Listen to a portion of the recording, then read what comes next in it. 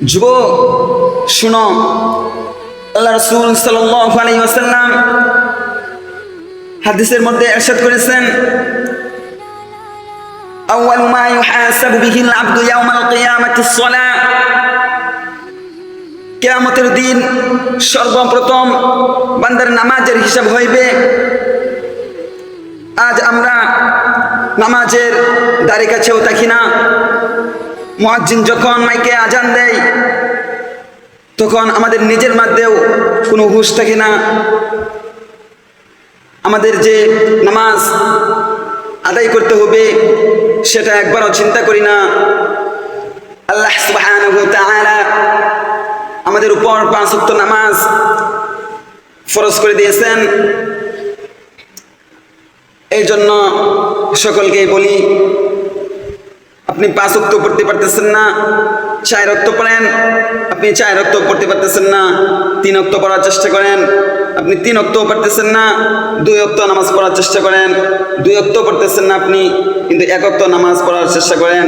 আপনি নামাজের সাথে জড়িত থাকেন, নামাজ পড়ার জন্য অভ্যাস করেন।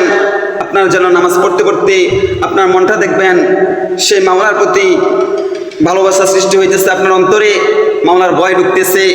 আপনার ওই 1 ওয়াক্ত নামাজের দ্বারা আপনার 5 ওয়াক্ত নামাজ পড়তে মন চাইবে। এই জন্য বলি, বাবারা ও আমার ছোট ভাইয়েরা, তোমরা নামাজের দিকে খেয়াল হও। নামাজের জন্য তোমরা দুনিয়ার যে কোনো কাজে তোমরা লিপ্ত থাকো না কেন, সমস্ত কাজ নামাজের সময় বন্ধ করে দিবে।